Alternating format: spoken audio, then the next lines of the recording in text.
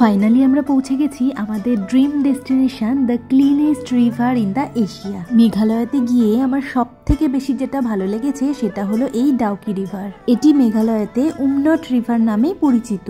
আর এই জায়গাটা হচ্ছে সব থেকে মজার, কারণ এই যে তোমরা দেখতে পাচ্ছ এটা আসলে বাংলাদেশ। নদীটি একদম ইন্ডিয়া বাংলাদেশ বর্ডারে অবস্থিত, কিন্তু এখানে কোনো কাঁটাতারের বেড়া নেই, জাস্ট কয়েকটা নুড়ি পাথরের সেপারেশন দিয়ে ভারত বাংলাদেশকে বিভাজিত করা রয়েছে। আর ঠিক এই জায়গাটা থেকেই শুরু করলাম আমরা আমাদের ডাউকি অভিযান। এখানে এসে আমাদের বাংলাদেশের টাওয়ার লোকেট করায় বাংলাদেশের ওয়াচ টাইম শো করছিল। এবং আরো মজার ব্যাপার হলো, বোটে ওঠার সময় দেখি বাংলাদেশের ফেরিওয়ালারা এখানে ঝালমুড়ি আর কুলের আচার বিক্রি করছে। পরন্ত বিকেলের ফুরফুরে হাওয়াতে এশিয়ার বিখ্যাত ক্লিনেস্ট রিভার দিয়ে বোটিং করতে কি যে ভালো লাগছিল তা ভাষায় প্রকাশ করা যাবে না। এখানকার বোটিং কস্ট পার বোটে 800 টাকা করে 3 জন উঠতে পারবে। আর বোটে ওঠার আগে টিকিট কেটে তারপরেই বোটিংটা শুরু হবে।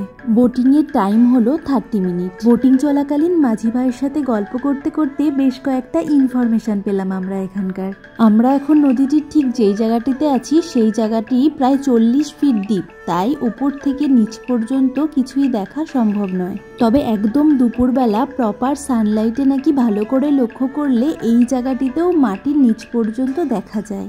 এবং এই জলটি হলো মিঠে জল, যেটা স্থানীয় লোকেরা পানীয় জল হিসেবেও ব্যবহার করে।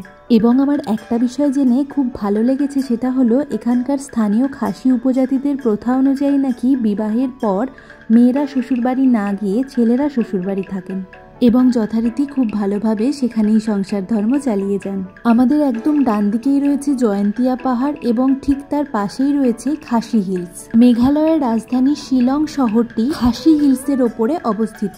সেখান থেকে আমরা জয়ন্তিয়া পাহাড়ে এসেছি উমনট রিভার ভ্রমণে।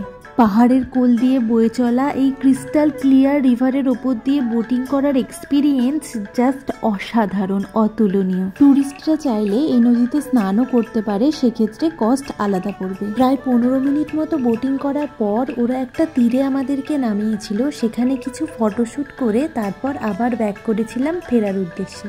এখন আমরা যেই জায়গাটিতে আছি সেই জায়গাটির গভীরতা প্রায় 25 ফিট। আর এখানে যদি কেউ প্রি ওয়েডিং ফটোশুট করতে আসে তাহলে তো সোনায় সোহাগা। এবারে দেখো আমরা অনেকটাই তীরের কাছে পৌঁছে গেছি, তাই জলটা কতটা ক্রিস্টাল ক্লিয়ার এখান থেকে খুব ভালোভাবেই বোঝা যাচ্ছে, যেহেতু এখানকার গভীরতাটা কম। মাঝি ভাইয়ের বক্তব্য অনুসারে এই জায়গাটির গভীরতাও প্রায় 10 ফিট। তারপর আমরা তীরে নেমে কয়েকটা ফটো তুলে আবার রওনা দিলাম ফেরার উদ্দেশ্যে।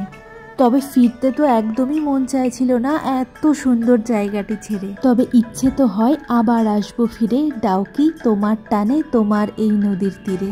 এশিয়ার বিখ্যাত ক্লিনেস্ট রিভার ভ্রমণের ফুল এক্সপিরিয়েন্সটা তোমাদের সাথে শেয়ার করলাম। কেমন লাগলো অবশ্যই জানিও এবং ভালো লাগলে অবশ্যই সাবস্ক্রাইব করে পাশে থেকো। Bye bye.